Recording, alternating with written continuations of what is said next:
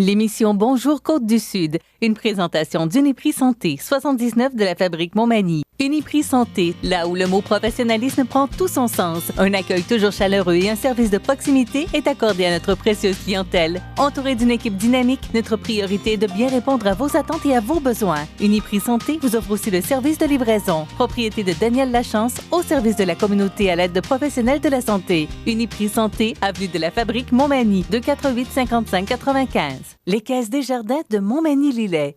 Fier partenaire de l'émission Bonjour Côte-du-Sud.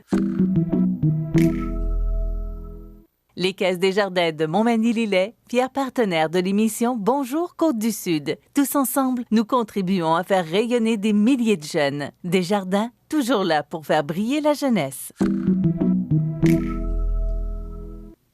Mercredi 1er avril 2020.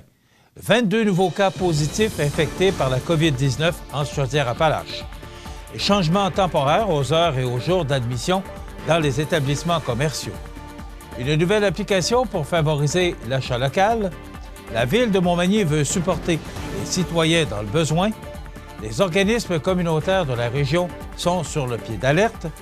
Un message de Pierre Goudreau, évêque du diocèse de Sainte-Anne-de-la-Pocatière. Arrêté à 170 km/h sur l'autoroute 20 à la Pocatière. Les fonds de travailleurs sous pression en raison de la COVID-19. Acheter des produits locaux pourrait sauver des entreprises. Tous les détails de ces nouvelles dans un instant.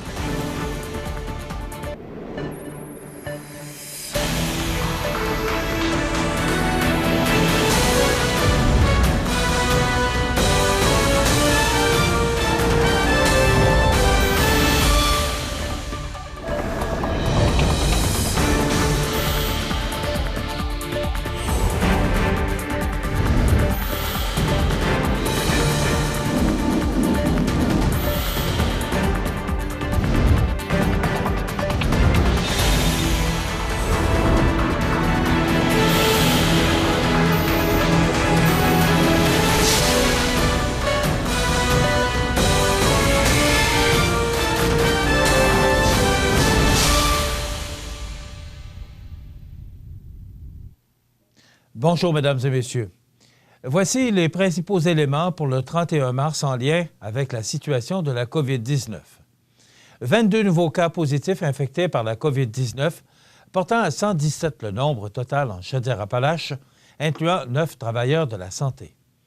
5 personnes sont hospitalisées, dont 2 aux soins intensifs, aucun décès. 2500 résultats négatifs. Évolution de la situation au manoir Liverpool de Lévis, 15 cas confirmés, 12 chez les résidents, incluant 2 hospitalisations, et 3 chez les travailleurs de la santé.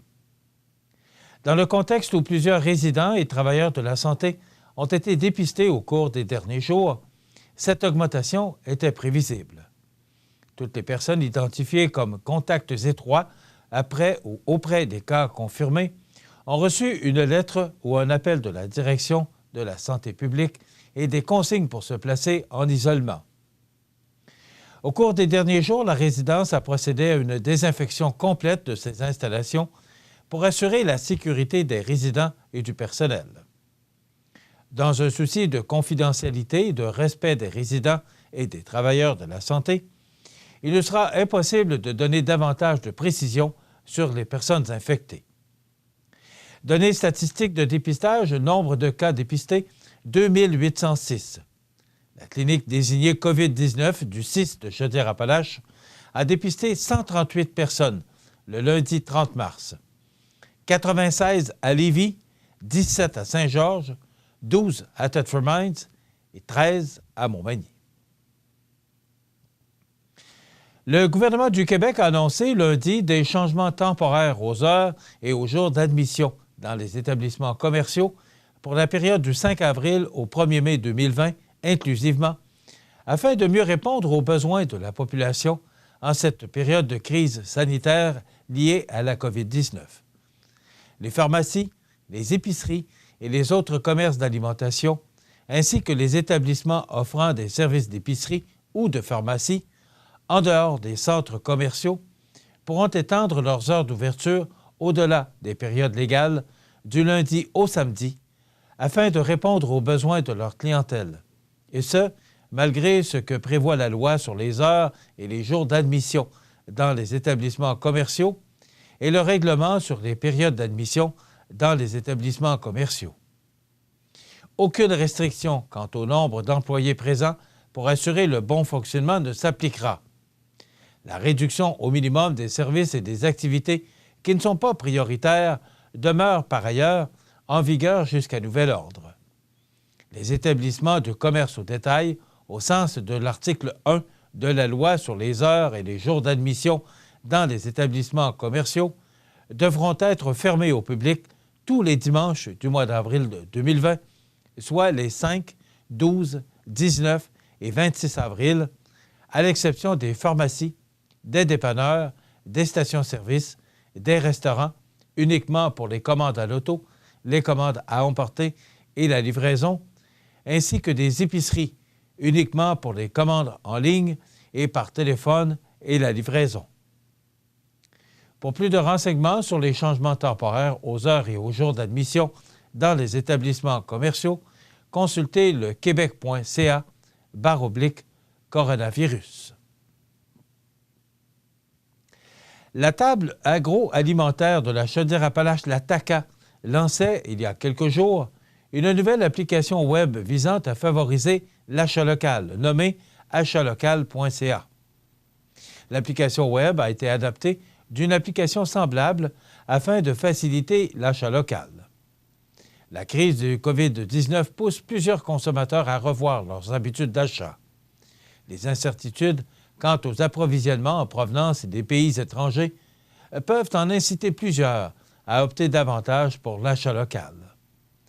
La table agroalimentaire a voulu saisir la balle au bond pour diriger le consommateur de Chaudière-Appalaches vers les producteurs et transformateurs près de chez lui, par le biais d'une plateforme simple à utiliser, de mentionner son président, Sylvain Bourque. En résumé, l'application permet de référencer les entreprises locales de Chaudière-Appalaches qui livrent et fournissent des produits à livrer et ou à emporter et propose une solution géotaguée pour les consommateurs qui cherchent des produits locaux près de chez eux. L'application est d'ailleurs visible depuis Internet ou sur un téléphone mobile et ne nécessite pas de téléchargement. Le consommateur peut, ainsi, consulter la carte dans son secteur et faire une recherche parmi les produits disponibles. Pour leur part, les entreprises agroalimentaires de la région sont invitées à s'y inscrire gratuitement. Chaque entreprise peut s'inscrire simplement depuis l'application web, proposer ses produits et apparaître sur la carte. C'est le temps plus que jamais, en temps de crise, de miser sur l'achat local. Notre sécurité alimentaire doit se fonder sur nos propres entreprises, autant que possible, plutôt que sur celles d'autres pays qui penseront à nourrir d'abord leur propre population avant la nôtre. J'encourage donc toute la population de Chaudière-Appalaches à se serrer les coudes et à encourager plus que jamais ses producteurs et transformateurs, de mentionner James Allen, président de la Fédération de l'UPA de la Chaudière-Appalaches. Au moment de rédiger ces lignes, une soixantaine d'entreprises avaient déjà créé leurs fiches. Une procédure est disponible en cliquant sur le lien pour faciliter l'inscription des entreprises. Ces dernières peuvent aussi écrire à la table agroalimentaire de la Chaudière-Appalaches si elles ont des questions. Les citoyens qui doivent conjuguer avec des difficultés financières et organisationnelles ou qui vivent une situation de détresse sont invités à communiquer avec la Ville de Montmagny. On explique comment dans quelques instants, après la pause. Ici Bernard Généreux, votre député fédéral. Je réitère ma présence auprès de vous et je vous invite à communiquer avec mon équipe pour vos questions relatives au COVID-19 en lien avec l'assurance-emploi et la prestation canadienne d'urgence. Soyons responsables et suivons les directives de prévention, car c'est en étant solidaires que tout ira bien.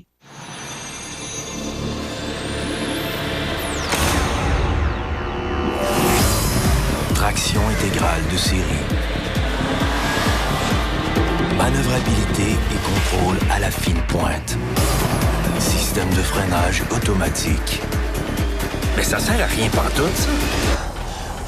Si on ralentit pas puis qu'on garde pas ses distances.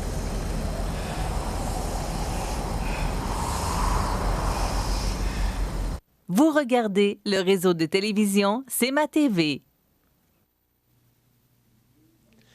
Les citoyens qui doivent conjuguer avec des difficultés financières ou organisationnelles ou qui vivent une situation de détresse sont invités à communiquer avec la Ville de Montmagny en téléphonant au 88 248 60 22.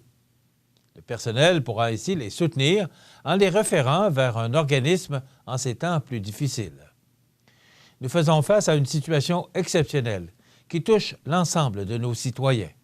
Certains ont subi une perte d'emploi, d'autres vivent dans un milieu familial ou conjugal problématique. Certains éprouvent davantage d'anxiété, d'autres sont confrontés à la solitude et à l'isolement. C'est notre rôle d'aider notre collectivité, particulièrement en cette période difficile, et la Ville se fait un devoir de remplir cette responsabilité, a expliqué Rémi Langevin, maire de la Ville de Montmagny. Que ce soit pour résoudre des soucis liés à des préoccupations du quotidien, telles que faire les emplettes ou sortir un animal de compagnie, ou des problématiques liées à la sécurité alimentaire et physique des personnes, le personnel pourra orienter ceux et celles qui vivent des situations éprouvantes en ce contexte de confinement et de ralentissement économique vers les services communautaires disponibles. Notez que la confidentialité sera respectée. Les citoyens sont également invités à demeurer soucieux de leurs voisins et s'ils dénotent que certains résidents ont besoin de soutien, ils sont également invités à communiquer avec les organismes communautaires ou à téléphoner au 88 248 60 22.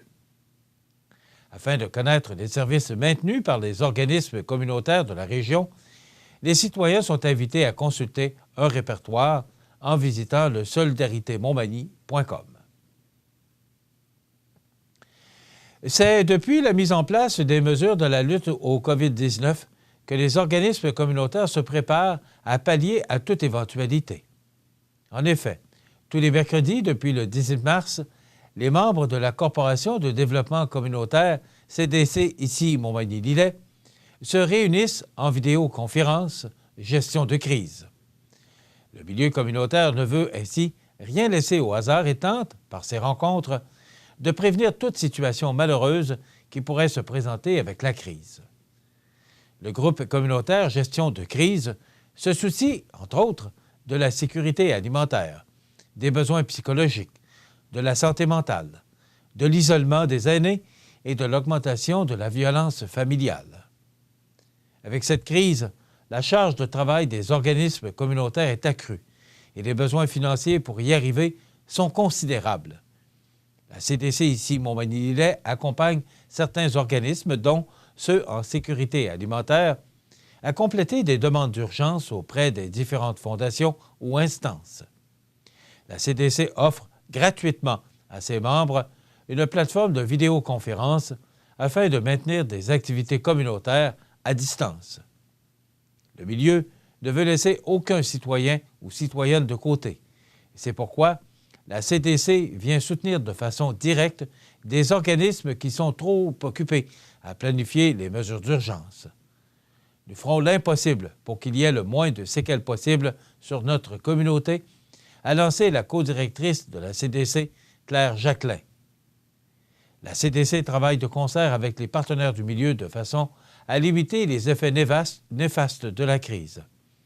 En effet, que ce soit les élus municipaux, provinciaux et fédéraux, la direction et le personnel des MRC et municipalités, le réseau de la santé, Centraide, les moissons, la Sûreté du Québec et même le milieu des affaires, tous ont le même objectif.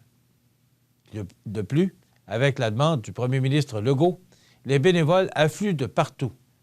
Je ne me souviens pas d'avoir eu une concertation prendre place aussi rapidement et avec autant de cohérence et de désintéressement. Je suis ému de constater cette solidarité, a conclu Guy Drouin, co-directeur de la CDC ici Montmagny-Lillet. Après plusieurs jours de confinement et de mise en pause de la plupart des activités, il importe de continuer à garder confiance en notre désir de traverser ensemble la pandémie du coronavirus COVID-19. Monseigneur Pierre Goudreau nous encourage à ne pas manquer le rendez-vous qui nous est proposé avec cette période plus calme et d'arrêt. Le risque est grand de vouloir s'occuper à tout prix et d'exécuter bien des pirouettes pour se réfugier dans le faire. Pourtant, l'Évangile affirme « Confiance, lève-toi, il t'appelle ». MC 19, 49. Le Seigneur nous donne rendez-vous pour s'arrêter et se centrer sur plus d'intériorité afin de développer notre amitié avec lui. D'une certaine manière, Jésus s'est confié au désert durant 40 jours. Saurons-nous saisir le moment présent pour le rencontrer? La tentation pourrait être grande de ne pas le faire. Les quelques jours de carême qui restent sont là, malgré la pandémie, pour nous ressourcer afin de trouver paix, confiance et espérance. Tout moment de prière et de communion avec Dieu peut faire une différence dans notre manière de demeurer ses disciples avec des attitudes positives en ces moments mouvementés. Confiance, lève-toi, il t'appelle. Je demande aux paroisses du diocèse de Sainte-Anne de la Pocatière de faire entendre cet appel du ressuscité le jour de Pâques. Ainsi, chaque communauté chrétienne est invitée à sonner les cloches de son Église le dimanche 12 avril 2020, jour de Pâques, à 11 heures le matin, et ce, durant environ 5 minutes. Nous serons en communion avec les baptisés des églises des autres diocèses du Québec qui le feront au même moment. Bien que nous ne serons pas rassemblés dans les églises pour célébrer Pâques, le retentissement des cloches viendra nous appeler à vivre chez soi, seul ou en famille, la démarche que je vous ai proposée pour la Semaine sainte. Ainsi, nous serons tout de même en communion de prière les uns, les unes avec les autres. Et nous affirmerons dans la foi notre espérance au Christ ressuscité, lui, vainqueur du mal et de la mort. Oui, le Christ nous aide à traverser la pandémie actuelle pour cheminer vers des lendemains meilleurs. Que la sonnerie des cloches de nos églises le matin de Pâques nous invite à ne pas nous laisser voler notre joie, confiance et espérance, et c'est signé cordialement Pierre Goudreau, évêque du diocèse de Sainte-Anne de la Pocatière. En ce temps de confinement dû au COVID-19, la Sûreté du Québec continue de mener à bien ses opérations de contrôle afin de maintenir le réseau routier sécuritaire. On vous donne les détails dans un instant. Un nouveau bureau d'avocat ouvre ses portes à Montmagny. Maître Jérôme Théberge offre maintenant son expérience à la population de la région pour des services juridiques. Jérôme Théberge, avocat, 20 avenue Saint-Magloire, Montmagny, 248-7474. Je m'appelle Nathan. J'aime vraiment ça faire du vélo. J'adore aller vite. C'est fun. Quand il fait chaud, j'aime jouer dans les jeux d'eau pour m'arroser. Ces amputés de gars qui m'ont donné me protègent. Merci! Vous regardez le réseau de télévision C'est ma TV. En ce temps de confinement dû au COVID-19, la Sûreté du Québec continue de mener à bien ses opérations de contrôle afin de maintenir le réseau routier sécuritaire. À cet effet, vers 15h35 lundi, sur l'autoroute 20 à la Pocatière, les policiers, à l'occasion d'une opération de contrôle de la vitesse, ont capté un véhicule circulant en direction ouest à environ 170 km/h dans une zone de 100. Le conducteur, un homme de 28 ans de l'Ontario, a reçu un constat d'infraction de 1 383 $ d'amende, incluant des frais en plus de 14 points d'inaptitude à son permis. De plus, à bord de ce véhicule, une passagère âgée de 21 ans a été arrêtée par les policiers alors qu'elle faisait l'objet d'un mandat d'arrestation par la police de Montréal pour un vol de moins de 5 000 $.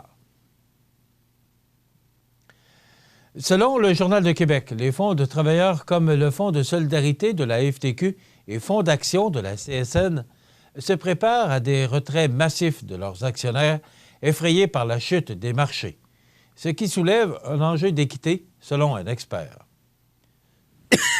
Excusez-moi.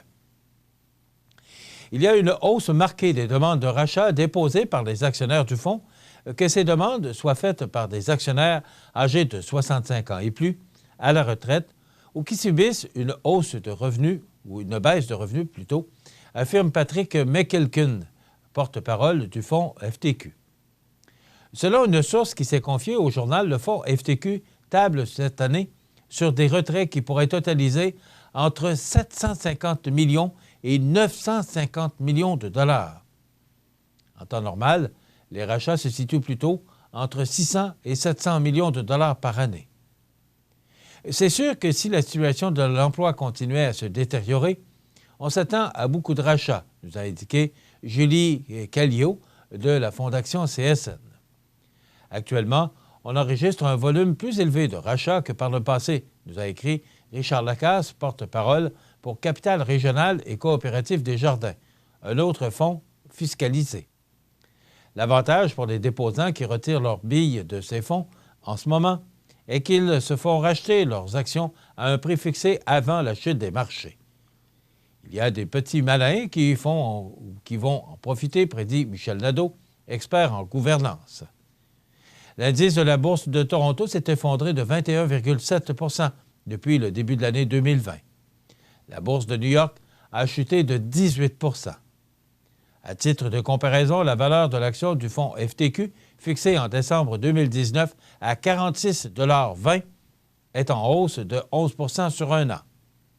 Selon une autre source, il fallait parfois patienter plusieurs heures au téléphone la semaine dernière avant de pouvoir parler à un représentant du fonds, tellement les demandes de retrait étaient importantes.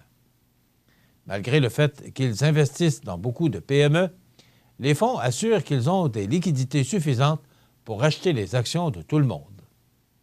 Le fonds maintient des contrôles internes qui lui permettent de gérer les liquidités conformément aux pratiques commerciales prudentes, nous a écrit Patrick McKilkin.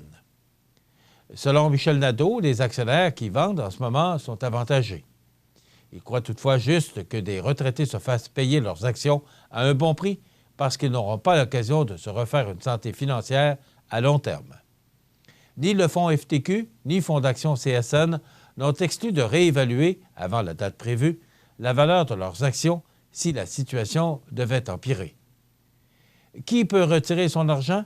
Les actionnaires à la retraite, les actionnaires qui ont 65 ans et plus, les actionnaires qui ont perdu leur emploi ou dont les revenus ont chuté, les actionnaires qui veulent acheter une première maison et râper, les actionnaires qui désirent retourner aux études à temps plein. En terminant, ce n'est pas parce qu'on ne peut pas se serrer la main qu'on ne peut pas se serrer les coudes. Une vingtaine d'entreprises et d'organisations du Québec frappées par la COVID-19 se retroussent les manches et font front commun pour encourager l'achat local. Au cours des derniers jours, avec les mesures instaurées pour contrer la propagation du virus, plusieurs compagnies se retrouvent maintenant avec une santé fragile et devant un avenir incertain. Ce sont des moments difficiles, mais si on veut sortir fort de cette crise, il faut se serrer les coudes et s'encourager mutuellement, répond au Journal de Québec Serge Arnois, PDG et copropriétaire de Arnois Énergie. Cette dernière, spécialisée en distribution de produits pétroliers, sera privée d'environ 80 millions de dollars de ventes durant les 3 semaines de pause du Québec. Ce sont plus ou moins 150 travailleurs sur 1000 dans l'organisation qui sont aujourd'hui au chômage.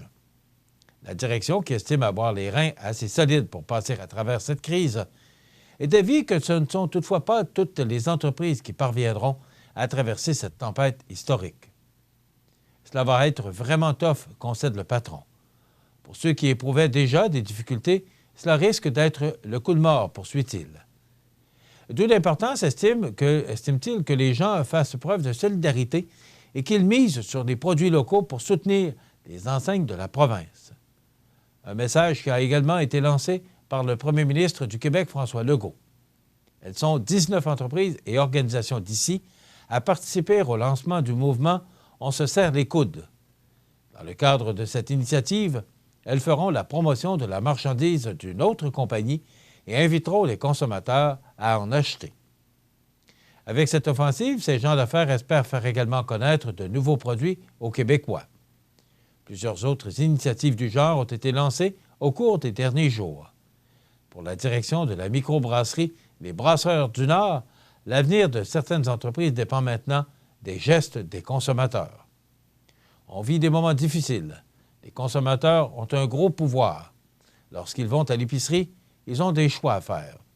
Ces décisions peuvent faire une grosse différence qui peut permettre à des compagnies de maintenir des emplois et même de survivre, souligne Sébastien Paradis, PDG pour les Brasseurs du Nord, bière Boréal. Le message est très bon pour nous également.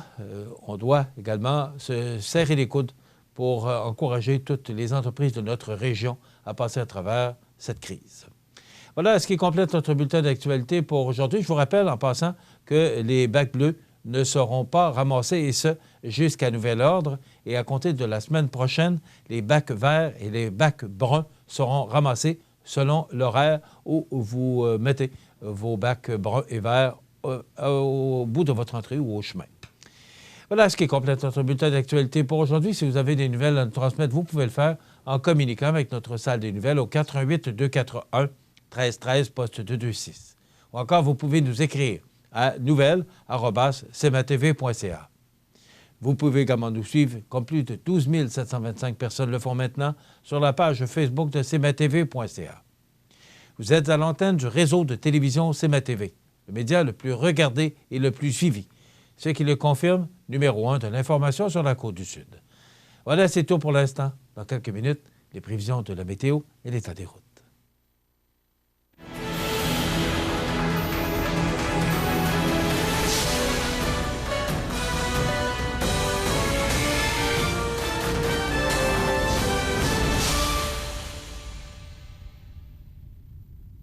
Les Caisses Desjardins de Montmagny-Lillet, fier partenaire de l'émission Bonjour Côte-du-Sud. Les partenaires suivants sont fiers de s'associer à cette portion de notre programmation. Afin d'assurer la sécurité de nos clients et employés, la Clinique dentaire Montmagny a pris la décision d'une fermeture indéterminée. Nous souhaitons que la situation revienne rapidement à la normale. Toute l'équipe de la Clinique dentaire Montmagny, 63 Taché-Ouest, vous remercie de votre compréhension. Les prévisions de la météo. Une présentation de Promutuelle Assurance Montmagny-Lillet. Toujours à l'écoute de vos besoins.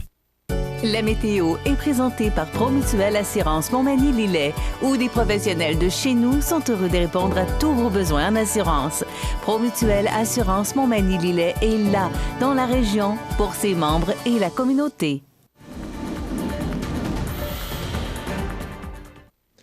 Alors, 31 mars qui ne passera pas l'histoire parce que c'était ensoleillé, oui, mais c'était extrêmement venteux. Alors, il y avait un refroidissement éolien très persistant. C'était froid hier, malgré, et Dieu merci, on avait le soleil.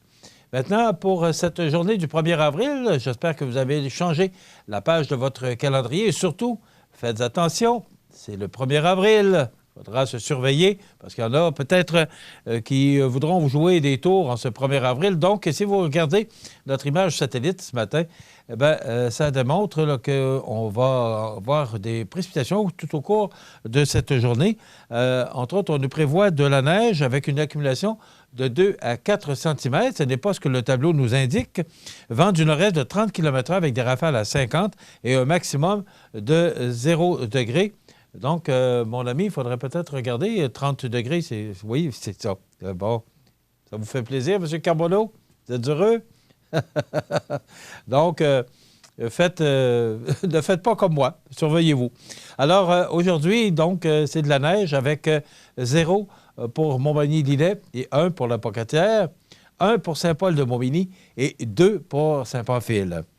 Pour ce soir et la nuit prochaine, faible neige intermittente avec vent du nord-est de 20 km/h avec des rafales à 40, minimum de -1 pour Montmagny-Lillet, 0 pour la Pocatière, -1 pour Saint-Paul-de-Montmagny et Saint-Pamphile.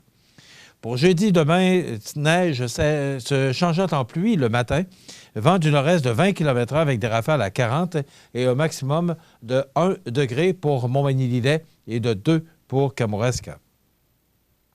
Pour la nuit de jeudi à vendredi, des averses, minimum de plus 1 degré. Et pour vendredi, le 3 fait le mois, du temps nuageux avec un maximum de 3 degrés pour Montmagny-Lillet et de 4 pour Kamouraska. Pour la nuit de vendredi à samedi, on parle de temps nuageux avec un minimum de moins 2. Et pour samedi, alternance de soleil et de nuages avec un maximum de 4 degrés. Souvenez-vous qu'en début de semaine, là, on parlait de 7, 8 degrés et même plus élevé que ça pour la région de Montréal. Eh bien, ce sont toujours des prévisions à long terme et ces prévisions peuvent changer. Bien, c'est le cas actuellement. Dimanche, on nous parle de temps nuageux avec 40 % de probabilité d'averse et un maximum de 3 degrés. La semaine débute sous le soleil, mais il y aura quand même de fréquents passages nuageux avec 30 % de probabilité d'averse de neige, maximum de 9 degrés. Ce sera sûrement plus des averses de pluie, mais c'est ce qu'Environnement Canada nous donne. Ce n'est pas moi qui l'invente. Mardi, le 7 avril, on parle d'alternance de soleil et de nuages avec un maximum de 8 degrés. Donc, la semaine prochaine, là, des températures vraiment au-dessus des normales de saison qui sont de 4 le jour et moins 6 la nuit. Le soleil s'est levé à 6h21 ce matin, se couchera à 19h11, heure avancée de l'Est. La température la plus élevée a été enregistrée en 2016 avec 12,6 degrés et la plus froide en 2003 avec moins 10 degrés. Hier, aucune précipitation. On a enregistré un maximum de 3 degrés et un minimum au cours de la nuit dernière de moins 3,3 degrés. La pression barométrique est actuellement à 101,7 kPa à la baisse. L'humidité est à 94 % et les vents soufflent actuellement de direction nord-est à 20 km/h. Il fait 1 degré et il tombe quelques flocons de neige. Maintenant, pour l'état des routes, c'est beau partout, à l'exception de la 283 de Montmagny vers Saint-Just et la 204 de Saint-Pamphile vers Saint-Just. C'est partiellement glacé. Donc, c'est l'état des routes pour aujourd'hui. Je vous rappelle que si vous devez absolument vous déplacer, parce que vous savez que les déplacements sont, tant qu'on peut le faire, interdits, mais si vous devez absolument vous déplacer aujourd'hui, eh bien, vous pouvez le faire en toute sécurité à l'exception de ces 2 tronçons de route là, qui sont plus problématiques. Sinon, c'est beau partout.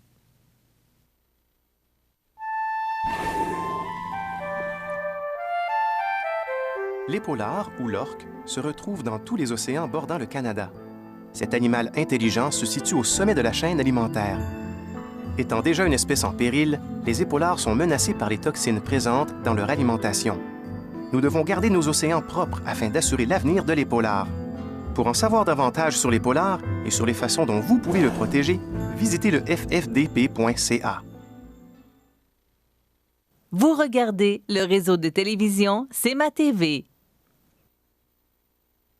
Les anniversaires IGA vous sont présentés par votre magasin Coop IGA Extra de Montmagny, qui vous rappelle que bien manger, ça commence dans votre magasin Coop IGA Extra de Montmagny. Venez vivre la différence à votre magasin Coop IGA Extra de Montmagny. Alors, c'est aujourd'hui le 1er avril 2020 et c'est le temps de souhaiter bon anniversaire à nos jubilaires de ce 1er avril 2020. D'abord, hier, le 31 mars, c'était l'anniversaire à Roger Bossé. C'est de la part de vos parents Monique et Marcel et votre frère Gilles. Alors, bon anniversaire Roger Bossé hier. Aujourd'hui, 1er avril, c'est l'anniversaire à France Leblanc. Tiens, bon anniversaire France Leblanc. C'est de la part de tante Gisèle, les cousines Anne, Carole et Sylvie. Bonne fête France Leblanc en ce 1er avril. C'est l'anniversaire aujourd'hui à Gaston Bouchard de Montmagny. C'est de la part de Michel. Bon anniversaire Gaston Bouchard. Et c'est l'anniversaire en ce 1er avril aujourd'hui à Joanne Ouellette. C'est de la part de la chorale Saint-Thomas. Bon anniversaire Joanne Ouellette de la chorale Saint-Thomas. Et c'est également l'anniversaire à Germain Nicole de cette même chorale. Donc, 2 fêtés. Et malheureusement, parce qu'à chaque dimanche, on entend après la célébration de 9h30, l'office, devrais-je dire, on entend toujours ta-da-da-da, ta-da-da-da. On souligne toujours l'anniversaire des membres de la chorale. Mais malheureusement, étant donné que, pour l'instant, l'église est fermée, eh bien, on ne peut pas chanter et je ne vous le chanterai pas, n'ayez crainte. Mais on souhaite bonne fête à ces gens qui font partie de cette belle chorale de Saint-Thomas. Ça complète les anniversaires. Je vous invite à nous téléphoner parce que c'est pour vous, ce segment de programmation, les anniversaires IGA. Donc, 281-1313, poste 229, en tout temps, 24 heures par jour, parce que c'est une boîte vocale. Et vous savez qu'à tous les vendredis, grâce à notre beau magasin, à ses employés, à tout le personnel qui font des pieds et des mains pour s'assurer que l'on se nourrisse bien en ces temps de pandémie, vous pouvez gagner ce certificat cadeau. Et merci à eux qui sont là pour nous s'occuper de nous. Maintenant, pour la prochaine heure, on vous propose les trouvailles du prof. En passant, c'est une reprise parce que le prof ne peut se rendre avec nous dans les conditions actuelles. Donc, ce sera une reprise. Et je vous informe immédiatement que ça a été tourné il y a de ça un bon bout de temps, donc bien avant l'annonce de cette pandémie. Il y aura la nouvelle positive, les prévisions de la météo. Et aujourd'hui, on reçoit Mme Renée Hébert de la Maison L'Arc-en-Ciel. Aujourd'hui, 1er avril, et ce pour tout le mois d'avril, c'est le mois de l'autisme. Donc, vous allez voir aussi des capsules présentées par Mme Renée Hébert qui parlent de l'autisme. Donc, on parlera de l'autisme dans notre émission pour souligner ce mois de l'autisme. Et bien sûr, José sera avec nous pour les grands titres de l'actualité, pour ses commentaires et son analyse de ce qu'il a vécu hier, 31 mars. Voilà, je vous souhaite une bonne émission. Avril, mois de l'autisme. Si Théo était autiste, faute de place en service scolaire adapté pour l'accueillir, ses parents devraient s'improviser enseignants et éducateurs. Justement, Théo est autiste. Il fait partie de la catégorie des élèves handicapés dont la hausse a été la plus forte depuis 2001. Pour lui permettre de fréquenter l'école et d'apprendre, Théo a besoin de soutien spécialisé. Faisons de la continuité des services une ligne de vie pour les personnes autistes. Voici une plaque porte-clés des amputés de cœur. Quand vous utilisez une plaque porte-clés, vous protégez vos clés.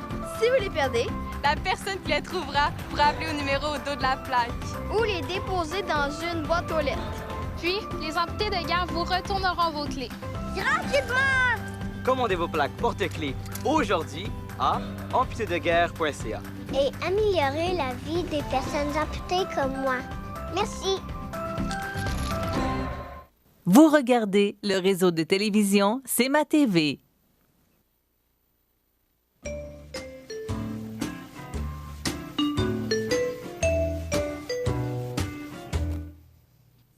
Alors, je vous souhaite la bienvenue à cette trouvaille avec notre prof, prof Lavoie. Hey, on est allé chercher loin. Regarde le décor. Les pharaons.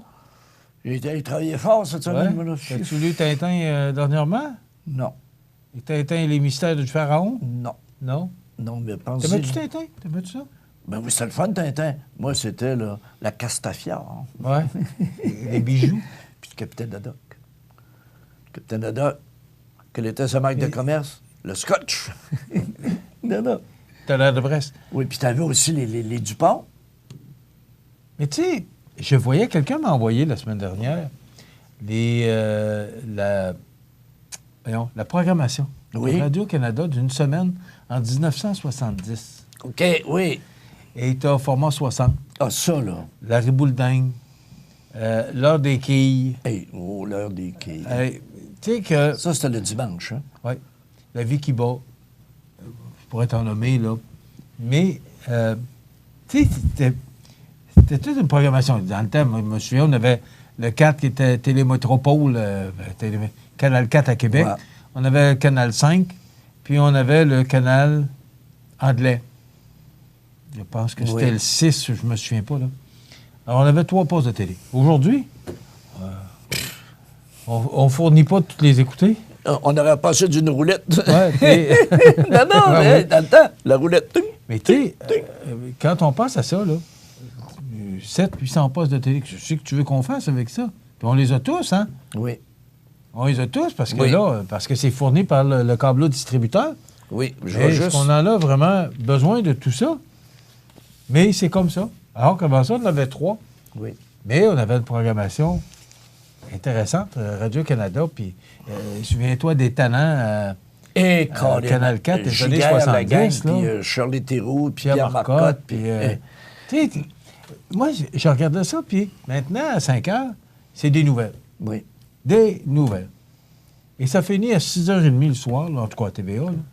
Même à Radio-Canada, ça commence à 6h. Il y a Patrice Lécuyer là, qui a un petit quiz qui est bien le fun. TV, t'as les Simpsons. Mano est tanné des Simpsons. Oui, c'est ça. Un peu comme les pierres à feu qu'on a vues en 12 000 fois la reprise. Mais la télévision, dans ce temps-là, était intéressante. Non pas qu'elle ne soit pas aujourd'hui, mais c'était différent. On ne sait plus à quel sens se vouer. Les téléromans, il y en a. Ça a plus de bon sens. Alors, tu reviens... Il y avait moins de postes, mais la programmation était beaucoup plus... Oui. Puis ça se tenait. Tu as mentionné une émission là, qui, pour moi, selon moi, sera pas mal toujours la meilleure émission que j'ai vue à vie. Format 60. Pierre Nadeau.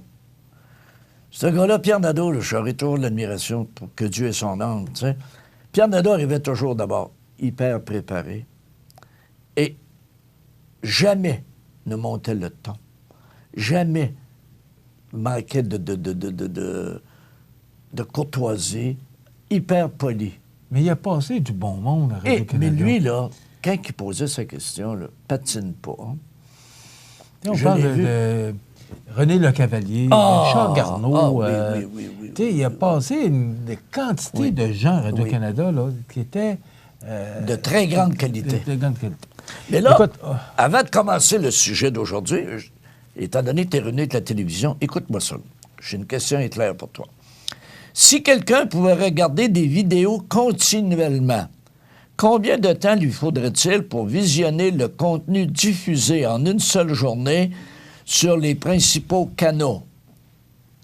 Et là, il ne faut pas oublier une chose. Sur la planète, mon ami, il y a 43 770 canaux différents. 43 000. Tu disais, là, bon, sais-tu, mon ami, là, si tu voulais écouter, là, juste la diffusion d'une journée, OK? Combien de temps il faudrait que ça te prendrait pour écouter ça? Je te donne des choix. 131 jours, 286 jours, 11 ans, 43 jours, 2 ans et 7 mois. Je sais pas.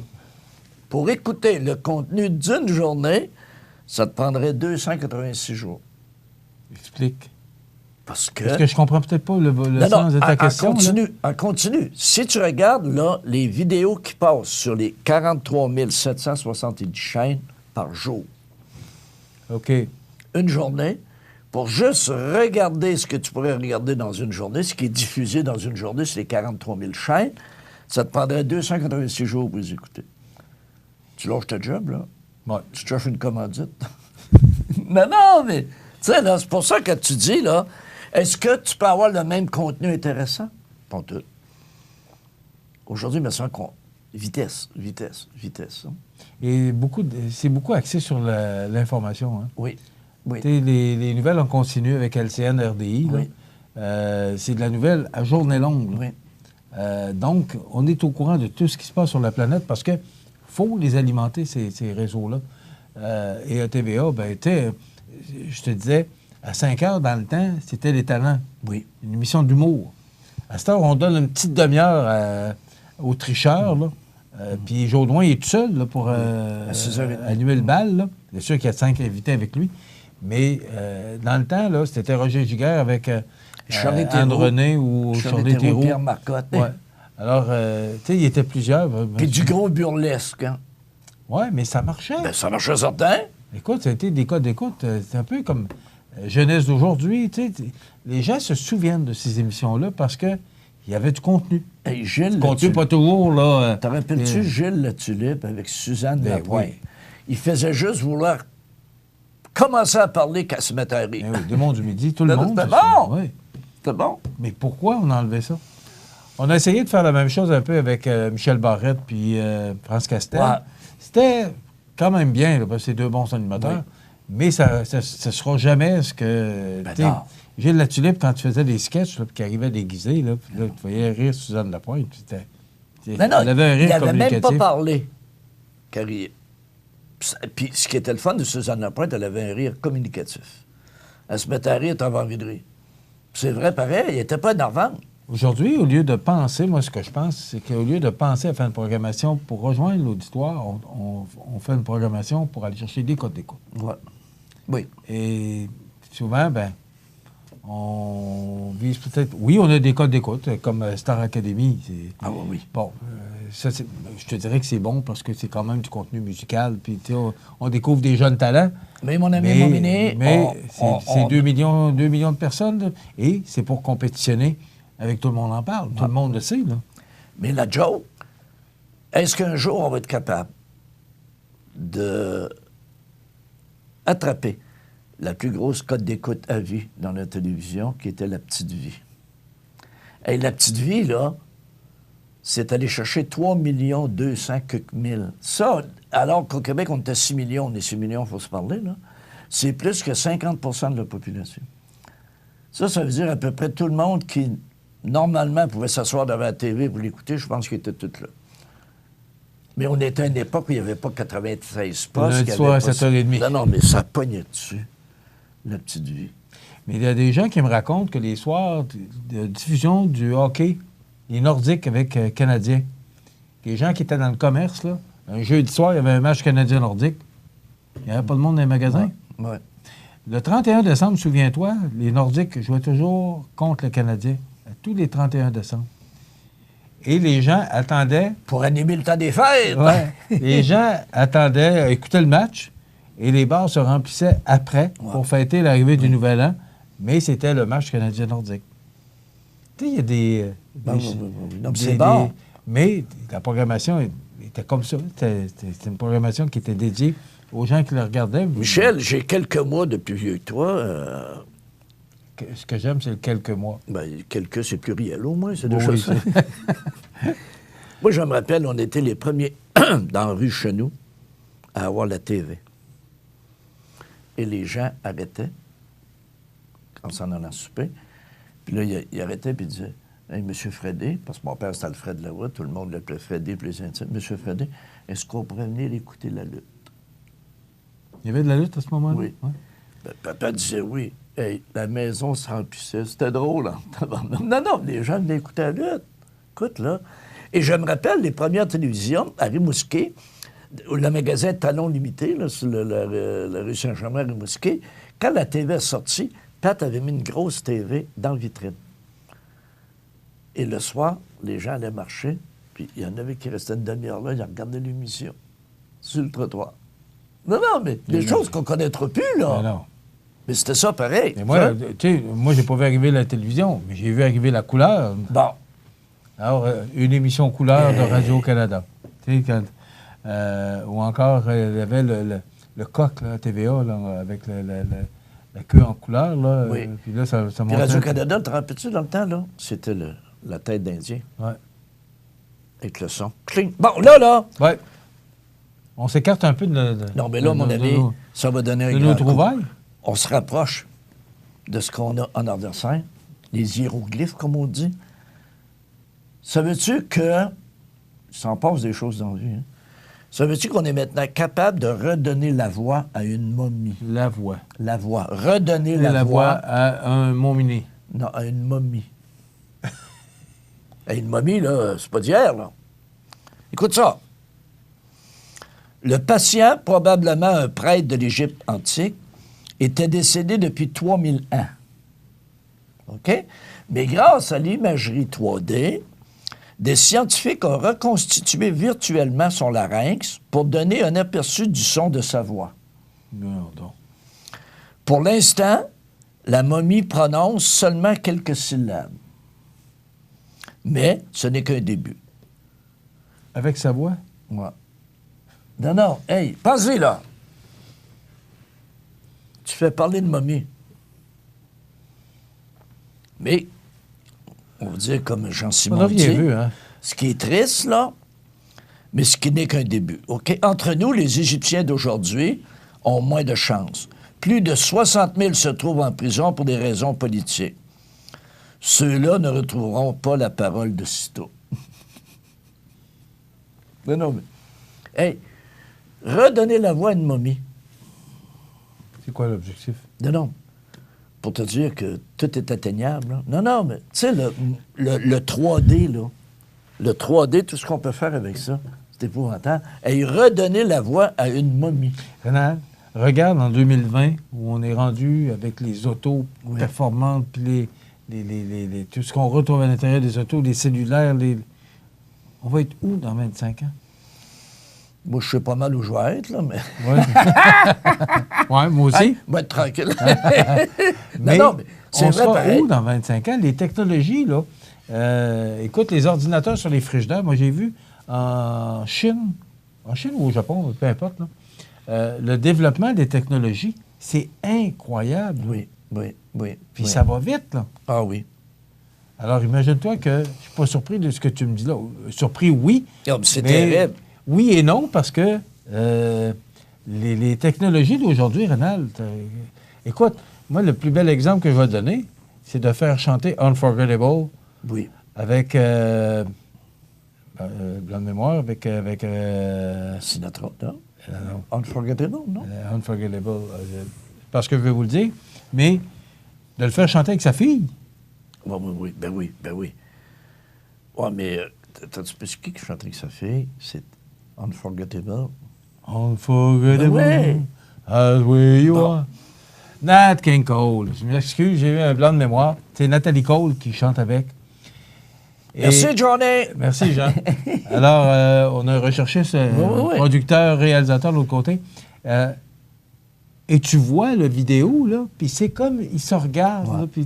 C'est vrai. Et sa fille, imagine-toi, lui, Nat King Cole, il est mort au début des années 60. Là.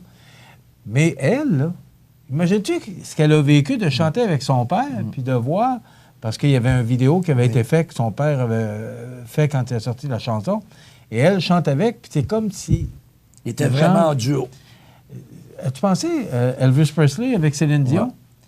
Alors, tu sais, ils font revivre des gens partis, des gens décédés. Alors, moi, il n'y a plus rien qui me surprend. Ça, c'est ce que je trouve... Ce que je me demande, par exemple, Renald, c'est jusqu'où on va aller. Ouais. Ça, je trouve que c'est le bon côté de la techno. Par contre, il y a des mauvais côtés, là. Tu sais, je veux dire, bon, il y a toujours un recto et un verso dans n'importe quoi. Mais ça, c'est le bon côté. Et là, je vais te donner les rectos et le verso, OK? Le sénateur Bernie Sanders, qui a... candidat démocrate aux élections américaines. Qui a répondu aux questions des journalistes parce qu'on lui reprochait. Il y a quelqu'un qui avait reproché, écoute ça, Sanders dit c'est amusant. Parce que là, il parle du président de JP Morgan, tu sais, la banque aux États-Unis. Il dit c'est amusant. Il n'avait rien contre le socialisme lorsque sa banque a été renflouée à la hauteur de 416 milliards par les contribuables américains. Parce que JP Morgan reproche aux démocrates et à Sanders de vouloir faire un pays quasiment socialiste, communiste, là, tu sais. Puis il accuse d'avoir transformé les États-Unis en État socialiste. Et là, il dit, en 2008-2009, JP Morgan et plusieurs grandes institutions financières ont été sauvés du naufrage par un vaste plan de sauvetage financé par le gouvernement fédéral des États-Unis. Autrement dit, là, quand ça fait son affaire, il est content. Quand ça fait pas son affaire, il chiale. Tu vois-tu comment c'est, là? Puis je suis content que Sanders ait répondu ça.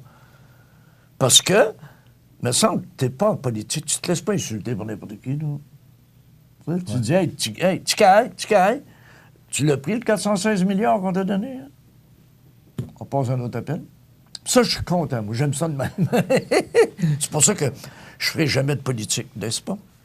Il te reste une minute? Oui, mais là, tu vas rire. Celle-là, tu l'as pas vu venir. 2048, dans 28 ans. Encore une fois, c'est des recherches scientifiques. Dans 28 ans. Si la tendance se maintient, c'est l'année où le record de vitesse sur une distance de 100 mètres pour un être humain courant à 4 pattes dépassera celui d'un humain courant sur 2 pattes. Je m'excuse, sur 2 jambes.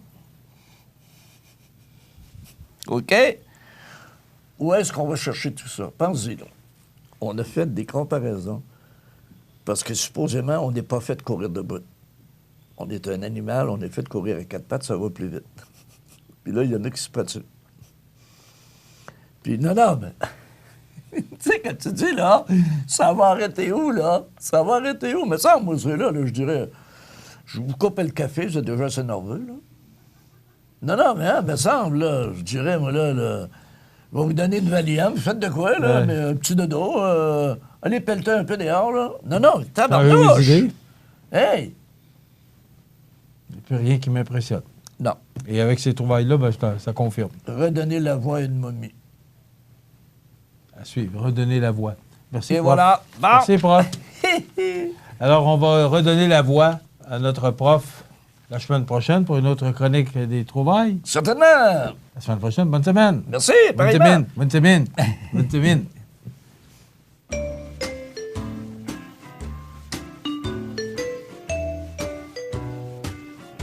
Desjardins et ses membres sont toujours là pour faire briller la jeunesse. Les jeunes ont des rêves, des ambitions, des projets et les caisses Desjardins de Montmagny-Lillet sont fiers de les soutenir et de les faire rayonner. Desjardins, toujours là pour faire briller la jeunesse. Alors, la nouvelle positive pour aujourd'hui, mercredi, le 1er avril, un front commun des organismes de développement économique est créé pour la région de Montmagny. L'onde de choc provoquée par la pandémie du coronavirus partout dans le monde n'a laissé qu'une poignée d'entreprises en activité et beaucoup de travailleurs temporairement sans emploi. Les organismes de développement de la région de Montmagny ont donc décidé de faire front commun pour apporter leur soutien aux entreprises et aider les citoyens à trouver des solutions pour traverser cette crise sans précédent. C'est tout naturellement que ce mouvement de solidarité a rallié la Société de développement économique de Montmagny, la Chambre de commerce de Montmagny, le Comité local de développement de la MRC de Montmagny, le Centre d'aide aux entreprises Montmagny-Lillet, de même que le bureau de la députée de Côte-du-Sud, Marie-Ève Proulx. C'est dans cette optique que la Société de développement économique a mis en ligne une page web intitulée « Solidarité Montmagny », accessible à l'adresse solidaritémontmagny.com, qui héberge un répertoire de toutes les entreprises de la ville de Montmagny et de la MRC de Montmagny qui sont toujours ouverts au public. Les noms, numéros de téléphone et informations particulières à chacune, horaires, livraison, services à l'auto, etc., figurent. Si une entreprise n'y est pas ou que sa situation a changé, les propriétaires sont invités à téléphoner à la Société de développement économique de Montmagny. La page Solidarité Montmagny comprend aussi plusieurs informations utiles sur les mesures de soutien pour les travailleurs ou les entrepreneurs de tous les secteurs d'activité. Comme les informations contenues dans ce répertoire sont appelées à évoluer constamment, chaque partenaire du groupe véhiculera l'information via ses médias sociaux pour inciter les gens à consulter le site régulièrement. Dès que la situation sera rétablie ou en voie de l'être, les partenaires souhaitent travailler à la relance de l'économie en instaurant un grand mouvement de solidarité dans la région, notamment en orchestrant une campagne de sensibilisation à l'achat local « Compte sur moi, j'achète local » pour soutenir les entreprises au sortir de la crise. Consulter le répertoire des entreprises et prendre connaissance des mesures d'aide et des ressources offertes par les deux paliers de gouvernement aux entreprises et aux travailleurs, il suffit de visiter le solidaritémontmagny.com. Donc, une belle nouvelle positive ce matin et on a vraiment besoin. Un front commun des organismes de développement économique créé pour la région de Montmagny afin de supporter l'achat local. Vous regardez le réseau de télévision C'est ma TV. Les prévisions de la météo. Une présentation de Laurando Portes et Fenêtres, 164 4e rue Montmagny. Laurando Portes et Fenêtres, haute performance et qualité à juste prix. Des produits certifiés Énergie Star directement du fabricant et un savoir-faire depuis bientôt 100 ans. Laurando Portes et Fenêtres, fabrication, vente, installation et salle de montre au 164 4e rue à Montmagny et sur laurando.com.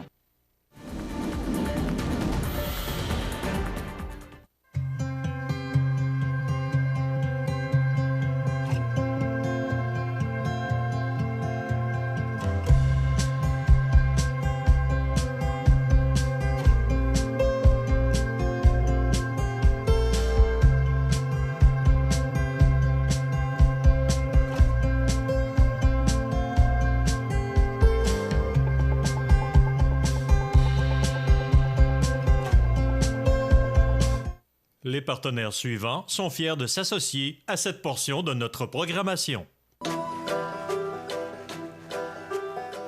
J'aime beaucoup lire. J'aime lire. Chez moi, j'ai pas beaucoup de livres.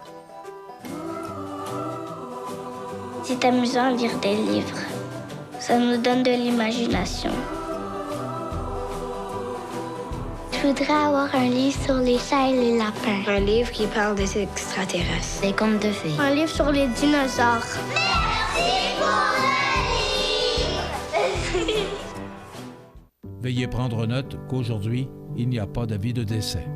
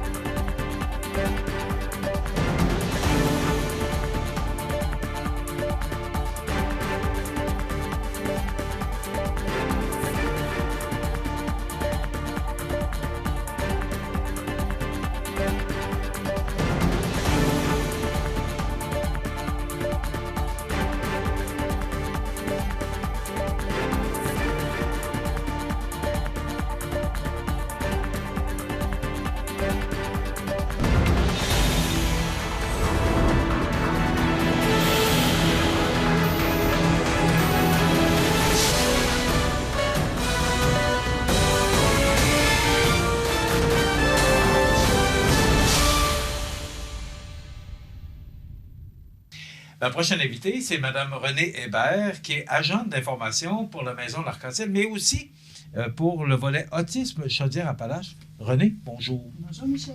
Renée, on se connaît bien parce que moi, la Maison L'Arc-en-Ciel, c'est ma maison. C'est les gens qui y travaillent, les gens qui y vont aussi, votre clientèle. Moi, pour moi, c'est des gens que j'estime beaucoup, que j'aime beaucoup. La Maison L'Arc-en-Ciel, vous savez que mon cœur bat beaucoup pour la Maison L'Arc-en-Ciel. Alors, on se connaît très bien. Donc, on va faciliter les choses. On va se tutoyer pour les circonstances. C'est le 1er avril. Oui. C'est le 1er avril, du 30 avril, le mois de l'autisme. Oui. Pourquoi avril, le mois de l'autisme, Renée? Bien, avril, un mois comme les autres. Il n'y a pas vraiment de raison pourquoi on a choisi avril, le mois de l'autisme. Ce que j'en sais, c'est que ça a commencé aux États-Unis dans les années 70. Où est-ce que, quand l'autisme a commencé à faire surface, quand on a commencé à découvrir un peu qu'est-ce que c'était cet état-là. Donc, on a commencé à souligner pour le mois de l'autisme pour sensibiliser à cette condition-là. Mais il faut dire qu'au Canada, par exemple, le mois de l'autisme est célébré en octobre. Sauf que nous, au Québec, étant donné que octobre, durant l'automne, c'était une période assez intense au niveau des campagnes de sensibilisation, tout ça, on a décidé que avril, c'était le meilleur moment pour souligner le mois de l'autisme et faire de la sensibilisation. Est-ce qu'on finit, parce que tu viens de dire que dans le temps, on connaissait moins l'autisme. Bon, il faut le mentionner, tu as un garçon qui est autiste. Est-ce qu'on a fini par découvrir c'est quoi exactement l'autisme? On en sait beaucoup plus. On sait vraiment que l'autisme, c'est pas une déficience intellectuelle.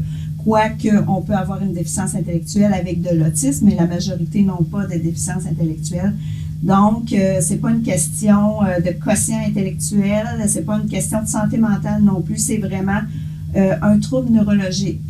Donc, qu'on appelle maintenant le trouble du spectre de l'autisme. Autrefois, on avait plusieurs appellations pour l'autisme parce que l'autisme se manifeste différemment. Donc, on pouvait avoir des gens qu'on qualifiait d'autistes Asperger, sûrement que tu as déjà entendu ce nom-là. Et puis, les Asperger, c'était les autistes qui étaient plus habiles avec la parole, avec la communication, mais quand même qui avaient des déficits au niveau des interactions sociales, des habiletés sociales. Donc, on avait les Asperger, on avait vraiment les autistes typiques là, qui étaient dans leur bulle, pas de communication verbale ou non verbale, mais vraiment qui étaient qui avaient un besoin de soutien très important. Et puis, on avait aussi dans le temps, on les appelait les TED non spécifiés, les troubles envahissants du développement non spécifiés, qui faisaient aussi partie de cette catégorie-là. Donc, au fur et à mesure qu'on a commencé à découvrir qu'est-ce que c'était l'autisme, puis avec ces appellations-là et ces différentes catégories d'autisme-là, là, les diagnostics sont mis à sortir, puis on essayait de catégoriser les gens dans ces types d'autisme-là, puis on s'apercevait qu'il n'y avait pas vraiment un type d'autisme là, qui fitait, je vais dire ça comme ça, qui fitait, qui convenait vraiment bien pour décrire les caractéristiques de la personne. Les scientifiques, à un moment donné, ils se sont dit, on s'aperçoit que l'autisme, finalement, c'est un spectre. C'est comme un grand arc-en-ciel, dans le fond, puis la personne peut se situer à différents niveaux dans cet arc-en-ciel-là. Donc, c'est pour ça qu'en 2015, avec les nouveaux, le manuel diagnostic statistique des troubles mentaux, dans le fond, ils ont décidé de sortir l'appellation trouble du spectre de l'autisme et puis de donner des niveaux de besoins, des niveaux de soutien aux personnes qui recevaient le diagnostic de trouble du spectre de l'autisme. Mais ce que je comprends, c'est qu'il y a encore des niveaux. Il y a encore des niveaux. Il n'y a plus d'appellation. Il y a encore des niveaux, mais on va plus y aller en disant, cette personne-là a un besoin de niveau plus élevé ou moins élevé au niveau de la communication ou au niveau des comportements. T'sais. Fait que, dans le fond, c'est pour ça qu'on dit qu'il y a autant de personnes autistes que d'autisme. Là, dans le fond, de type d'autisme. La variabilité là, est très, très grande. Fait qu'il ne faut comme pas se faire trop d'idées préconçues sur l'autisme parce que c'est très variable. OK. Tu as un garçon qui est autiste. Oui. Et qui se débrouille très bien. Oui. Et c'est vers ça, je pense qu'on tend maintenant. Oui, bien, c'est sûr. C'est qu'il y a maintenant une vie pour ces gens-là, alors qu'avant ça, il n'y en avait pas ou peu, ou presque pas. C'est un peu ça aussi. Quand on dit une personne a un besoin un niveau de besoin léger, bien, c'est sûr et certain que c'est pas que cette personne n'a pas de besoin ou n'a pas de difficulté, sauf que c'est une personne quand même qui va démontrer une capacité d'autonomie et d'autodétermination un petit peu plus élevée que d'autres personnes qui ont un niveau de besoin plus sévère. Donc, oui, on tend vers ça aussi, vers les personnes autistes vont être beaucoup plus autonomes, peut-être, ils vont nous paraître plus autonomes qu'ils l'étaient il y a peut-être 25-30 ans, parce que justement, les interventions sont beaucoup plus précoces. Hein, aussitôt que c'est pour ça qu'on mise beaucoup vers pour avoir un diagnostic précoce, parce que plus on le sait tôt, plus on peut intervenir de la bonne façon avec un enfant autiste et améliorer ses chances de devenir le plus autonome possible. Comment on découvre ça? On découvre ça, bien souvent, l'autisme, on va le découvrir avec des enfants qui ne parlent pas ou qui parlent très peu ou qui vont faire beaucoup d'écholalie. Ça, l'écholalie, c'est quand les enfants répètent ce qu'on dit. Tous les enfants vont faire ça, un petit peu de l'écholalie. Mais à un moment donné, quand il est rendu à 5 ans puis qu'il fait juste répéter ce que tu dis, mais qui n'est pas capable de construire des phrases de par lui-même, ça peut être un signe aussi que la communication est déficiente. Mais on va plus aussi s'en apercevoir au niveau de ses intérêts. Souvent, les enfants autistes vont avoir des intérêts très restreints.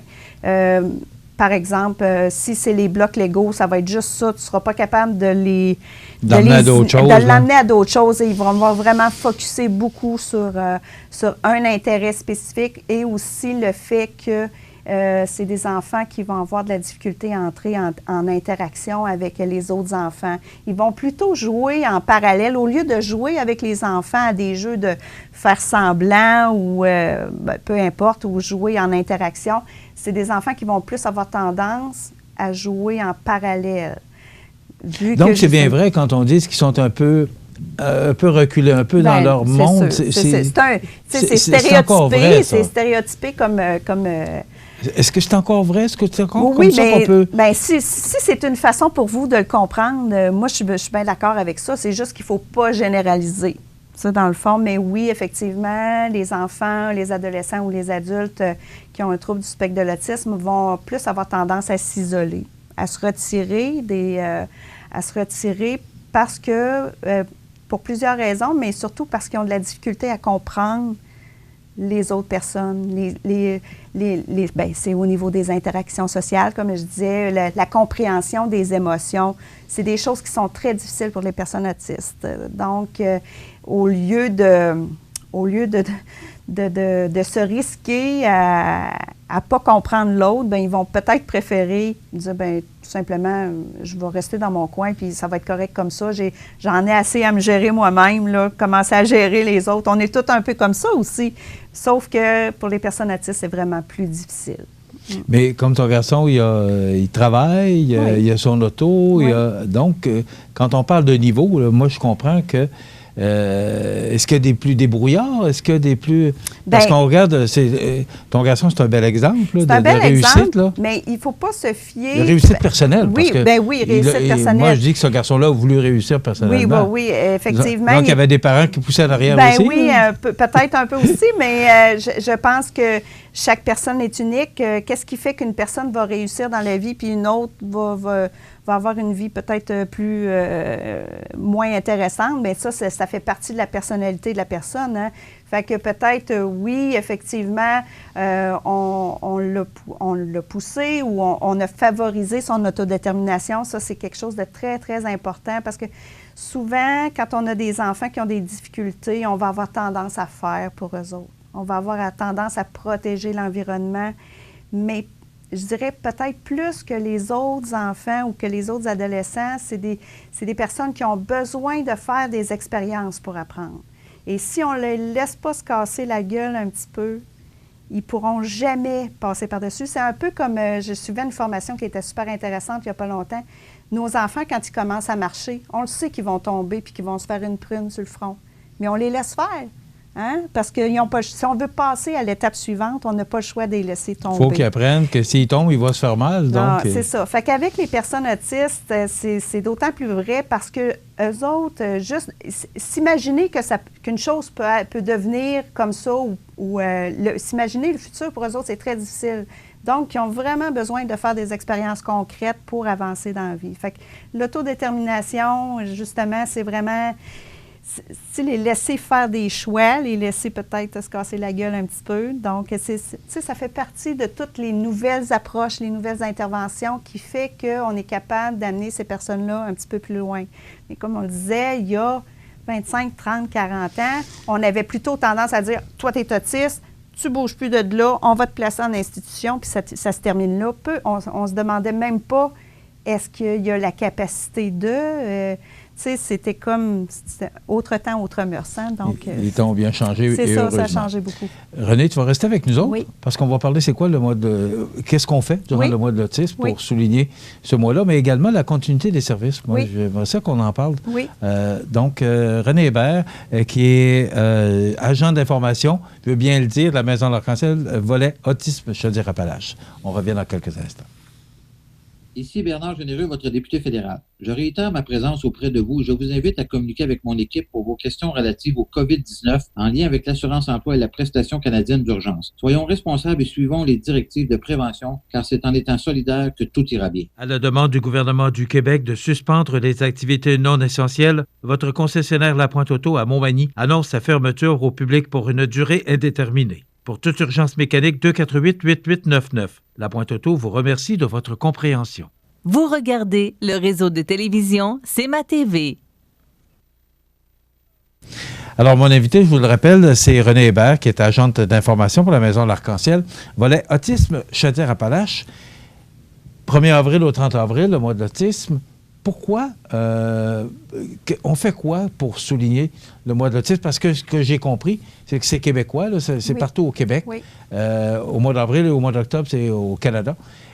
Qu'est-ce qu'on fait pour souligner le mois de l'autisme? Bien, évidemment, cette année, le mois de l'autisme va prendre une couleur différente. Hein? C'est sûr et certain qu'on avait l'habitude de faire beaucoup d'activités de regroupement, des formations pour les parents, des activités de sensibilisation au grand public. Cette année, on va beaucoup faire notre sensibilisation, concentrer notre sensibilisation effectivement sur les réseaux sociaux, sur les télés, des belles campagnes. La Fédération québécoise de l'autisme a mis sur pied une belle campagne promotionnelle pour le mois de l'autisme, donc à différents niveaux, au niveau des capacités des personnes autistes, au niveau des outils aussi pour sensibiliser l'entourage, au comportement des fois des enfants autistes qui sont... que les gens peuvent percevoir comme dérangeants, mais de permettre aux gens de comprendre pourquoi certains comportements, pourquoi certaines attitudes, puis de donner un petit coup de pouce aux parents aussi pour leur permettre d'expliquer ça.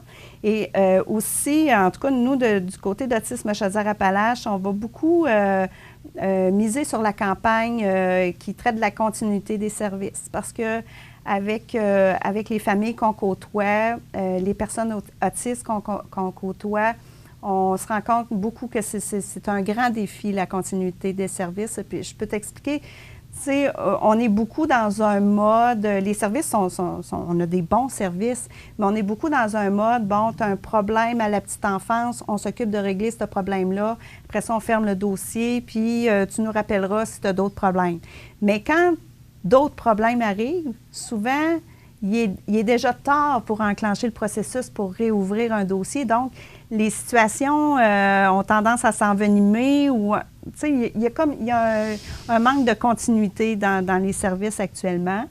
C'est sûr qu'on travaille fort pour que, justement, les services, on puisse avoir une belle continuité puis qu'il n'y ait pas de Est-ce qu'on a cette continuité-là? Est-ce que... Bien, c'est... Aujourd'hui, parce qu'on en parle tellement, parce que, tu sais, il y a un mois de l'autisme, on parle souvent de la Maison de l'Arc-en-Ciel, les services qu'ils offrent, et ça revient souvent avec les autistes aussi. Est-ce qu'on a cette continuité de service-là? Bien, on a des trous de service. On a quand même plusieurs trous de service. Puis souvent, je veux dire, tu sais, on parlait des personnes autistes qui ont de plus grandes capacités. Souvent, c'est là qu'on voit les plus grands trous de service. Parce qu'en se disant, bien, eux autres, c'est moins urgent, eux autres, c'est moins sévère. Donc, on va passer aux cas les plus graves avant. Donc, ces personnes-là, ils se retrouvent justement entre deux. Ils ne peuvent pas être pris en charge par les services de santé mentale parce que ce n'est pas un trouble de santé mentale. Et ils ne sont pas pris en charge par les services de déficience intellectuelle parce que ce n'est pas une déficience intellectuelle. Fait que tu comprends que ces personnes-là ont beaucoup de difficultés, justement. Donc, vraiment, c'est une catégorie de personnes c'est préoccupant. Tu sais, les services ne sont pas tout à fait là pour ces personnes-là. Et dans notre campagne promotionnelle, on met beaucoup l'accent là-dessus, là, justement, tu sais, de sensibiliser la population, mais aussi les instances que ces personnes-là, ils ont besoin d'un soutien. C'est pas parce que ça paraît pas que tu n'as pas besoin d'aide. Dans le fond, c'est ça le message. Mais est-ce qu'il passe, le message? Bien, de plus en plus, mais comme on disait, c'est pas parfait encore. Enfin, si on fait de la sensibilisation là-dessus, c'est parce qu'il y a encore des familles, il y a encore des personnes autistes qui vivent vraiment des grands défis par rapport à ça. Ça fait combien de temps qu'on souligne qu'il y a un mois de l'autisme? Ah, ça va faire une bonne... C'est près de 40 ans là, qu'on souligne. Ah oui, tant au que ça. Québec, pas tant que ça. Au Québec, c'est venu un petit peu plus tard, là, plus dans les années 80. Mais fin 80. Mais aux États-Unis, ça fait quand même un petit bout de temps, tu sais. Fait que c'est sûr et certain. Donc, ça veut dire que le message est long à faire passer. Le message est long à faire passer, mais c'est comme d'autres grands défis aussi. La déficience intellectuelle, hein, aussi, l'intégration sociale, l'acceptation. On dit oui, on les intègre, oui, on les accepte, mais quand on est rendu... Quand on doit le faire, là, justement... Quand la réalité se présente. Quand la réalité se présente, c'est un autre défi.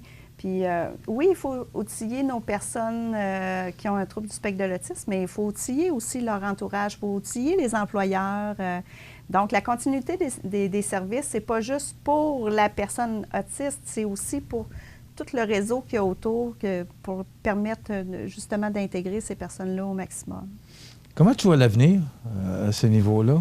Bien, c'est sûr que c'est encourageant. Si on regarde il y a quelques années, puis où est-ce qu'on s'en va, on peut dire que les choses s'améliorent, puis la façon d'intervenir est de plus en plus spécialisée. Donc, on peut croire qu'on va finir par accéder à un autre niveau pour l'intégration des personnes autistes et le développement de leur plein potentiel.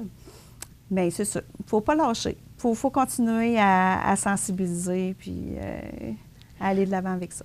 À la Maison de l'Arc-en-Ciel, vous avez une clientèle diversifiée. Oui. Est-ce que tout le monde finit par... Tu sais, tu parlais de l'autisme qui est peut-être un petit peu plus en retrait. Est-ce que tout le monde finit par se renouer, être ensemble? Oui, bien oui, c'est sûr. C'est sûr et certain. Mais tu sais, il faut... Parce que tu as différents niveaux de... On parlait de déficience intellectuelle. Bon, tu as différents niveaux. Il y a des autistes. Est-ce que vous réussissez, vous autres, comme équipe, à faire communiquer tout ce monde-là ensemble? Bien oui, mais c'est un défi. Je veux dire, c'est un défi. Oui, j'imagine. Puis c'est pas pour rien aussi. Tu sais, quand on parle qu'à l'Arc-en-Ciel, ça nous prend des plus grands espaces, c'est un peu pour ça aussi, parce que toutes ces personnes-là, ils ont des besoins uniques. Hein? Puis si on veut travailler positivement avec ces personnes-là, bien, il faut partir de leurs besoins aussi de base. Et si le besoin de base, c'est justement d'éviter de pas forcer. Tu sais, dans le fond, il ne faut pas forcer les choses. Il ne faut pas forcer nécessairement la vie en groupe, mais il faut les amener à aller vers la vie en groupe. Donc, c'est pour ça que oui, on travaille là-dessus. On intervient du mieux qu'on peut, justement, puis au fur et à mesure que les personnes s'acclimatent et s'adaptent, bien, on peut réussir à faire des belles interventions puis une belle vie de groupe à l'intérieur de la maison. Aujourd'hui, on lance le mois de l'autisme. Est-ce que tu aurais un message à passer? Ah, bien, en autisme, je pense que la plus grande qualité que vous pouvez faire, que vous pouvez avoir face à ça, c'est d'être ouvert d'esprit. Quand on fait face à une personne autiste, il faut être ouvert d'esprit. Il ne faut pas avoir de préjugés. Puis, dans le fond, c'est la clé du succès. Fait que quand on est ouvert d'esprit puis qu'on s'en fait pas trop avec les conventions sociales et tout ça, bien, on finit par aller loin avec ça. René Hébert, c'est très intéressant. Bon mois de l'autisme. Merci, merci. Du 1er au 30 avril, donc Maison de l'Arc-en-Ciel, mais aussi volet autisme Chaudière-Appalaches. Donc, c'est particulièrement tes responsabilités comme agente d'information à la Maison de l'Arc-en-Ciel. C'est ça, je suis toujours rejoignable par téléphone ou par courriel. 248-3055. 3055, c'est Merci beaucoup, René. C'est toujours intéressant. Merci. Voilà, ça complète. C'est le mois de l'autisme. Ça débute aujourd'hui, 1er avril, jusqu'au 30 avril. On s'arrête. Desjardins et ses membres sont toujours là pour faire briller la jeunesse. Les jeunes ont des rêves, des ambitions, des projets et les Caisses Desjardins de Montmagny-Lillet sont fiers de les soutenir et de les faire rayonner. Desjardins, toujours là pour faire briller la jeunesse. Les beaux jours sont à nos portes et il est temps de penser au pavage de votre stationnement, votre cour. Depuis plus de 60 ans, l'équipe de JRM à Montmagny propose des solutions répondant à vos besoins. 248-0937. JRM, pour du travail bien fait.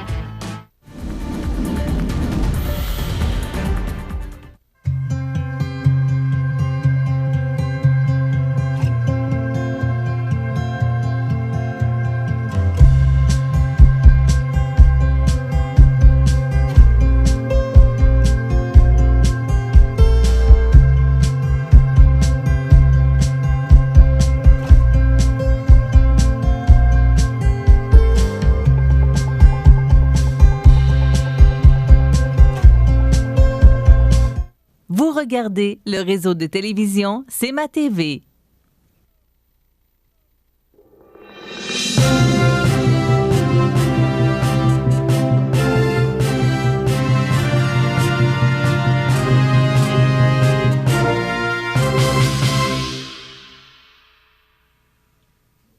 Alors voilà, il est avec nous, le futur candidat officiel du Parti libéral dans la circonscription de Montmagny-Lillet, Kamouraska, Rivière-du-Loup, aux prochaines élections. José Soucy. Oui, bon matin, Michel. Bon matin. Quelle journée sommes-nous aujourd'hui? Je ne sais pas. On est quelle date aujourd'hui? Le 1er avril, n'est-ce pas? OK. Alors, regarde la caméra, mon ami. Oui, je sais, c'est juste l'habitude. C'est difficile, hein? Oui, c'est l'habitude. Parce que c'est... Mais tu sais, t'es José... tellement bel homme. N'en mettons plus la cour est pleine. Oui, parce que José, bon, pour les besoins de la cour, est sur un autre plateau de notre studio. José, tu nous as appris ça ce matin? Oui, absolument. Je vais être candidat pour le Parti libéral du Canada parce que Justin Trudeau, c'est mon homme. Donc, je vais être candidat. Il va y avoir une investiture sous peu et je vais être élu par acclamation parce que je suis un journaliste super connu. Pour les gens qui connaissent tes allégeances, c'est tout plusieurs t'ont répondu sur Facebook ce matin. Oui. Poisson d'avril, naturellement. Et voilà. Oui. Alors, plus sérieusement, oui. On parle de 22 nouveaux cas infectés, 2 nouveaux cas positifs infectés par la COVID-19, mais je voudrais t'amener sur quelque chose ce matin, José, faire une mise au point. J'ai vu hier soir sur Facebook, là, un ami Facebook qui a partagé, excusez-moi, un texte du journal Loi Blanche. Et là, il dit qu'on connaît les cas à Montmagny. C'est faux. Explique exactement ce qu'il y en a, parce que plusieurs interviennent puis nous disent comment ça, vous ne nous dites pas combien il y a de cas à Montmagny? Premièrement, pour une raison de confidentialité, on ne peut pas nommer les cas et on ne peut pas dire dans quel MRC ils sont. Pour Montmagny, c'est possible qu'il y en ait, mais le chiffre qui circule présentement sur Internet ou les réseaux sociaux, c'est le chiffre 13. Mais 13, c'est 13 personnes qui sont passées dans la clinique de dépistage à Montmagny uniquement. C'est pas 13 cas C'est pas 13 cas, parce que on a 22 nouveaux en Chaudière-Appalaches, on en aurait 13 à Montmagny. Bien non, ça tient pas la route. Il y en a peut-être un ou deux, on ne sait pas, peut-être qu'il n'y en a même pas, mais le chiffre 13... démontre le nombre de personnes qui sont passées dans la clinique de dépistage à l'auto de l'hôpital de Montmagny. Tout simplement, Michel. Bon, OK. Alors, maintenant, résume-nous pour la situation d'hier. Bien, en somme, c'est 22 nouveaux cas positifs portant à 117 au total dans la grande région administrative de Chaudière-Appalaches. Bien entendu, il y en a tous les jours et ça semble augmenter de journée en journée. Et selon ce que le premier ministre du Québec a dit récemment, je pense que c'est hier en conférence de presse avec le docteur Horacio Arruda, bien, on s'attend que le sommet des cas devrait arriver d'ici une semaine ou deux. On pensait que ça allait être la semaine prochaine, mais on s'entend plus que ça pourrait être pour Pâques, là? Dans le temps de Pâques. Ça veut dire que possiblement que la quarantaine va continuer. C'est dommage, mais on est là quand même. On ne peut pas faire grand-chose, ne serait-ce que de continuer à appliquer les mesures souhaitées par le gouvernement du Québec afin d'aplatir la courbe, comme dirait le docteur Arruda. OK. Maintenant, la Ville de Montmagny qui veut supporter les citoyens dans le besoin, je trouve que c'est une belle initiative de la Ville. Oui, tout à fait. Je lève mon chapeau ce matin aux autorités de la Ville de Montmagny, qui a une ligne qui est disponible pour les gens qui ne savent pas trop où aller, parce que tu sais qu'il y a beaucoup d'informations. Puis là, à un moment donné, tu te dis, où est-ce que je vais pour qu'on me vienne en aide? Donc, on appelle à la Ville de Montmagny au 248-6022, 418-248-6022, et à ce moment-là, on va vous référer aux bonnes personnes. En terminant, Pierre Coudreau, l'évêque du diocèse, là, qui nous annonce que les cloches vont sonner le jour de Pâques. Oui, tu sais qu'il y a une recrudescence de notre Église, de l'Église catholique au Québec en raison des circonstances de la pandémie du COVID-19.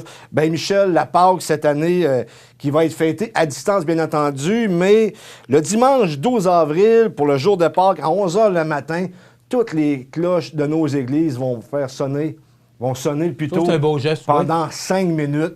Donc, oui, c'est un beau geste, puis c'est super. OK, c'est tout le temps qu'on a. Mon ami, le maire de Montmagny est avec nous demain et la chronique culinaire IGA. Passez une bonne journée. À demain. Avril, mois de l'autisme. Si Jade était autiste, faute de services d'évaluation, elle devrait continuer à vivre avec ses difficultés sans les comprendre. Justement, Jade est autiste. Elle a été qualifiée de lunatique, névrosée, dépressive bien avant qu'on lui confirme un trouble du spectre de l'autisme. Les adultes, et particulièrement les femmes comme Jade, doivent avoir accès à des services d'évaluation spécialisés. Faisons de la continuité des services une ligne de vie pour les personnes autistes. L'émission Bonjour Côte-du-Sud, une présentation d'Uniprix Santé, 79 de la Fabrique Montmagny, au service de la communauté, 88 248 55 95.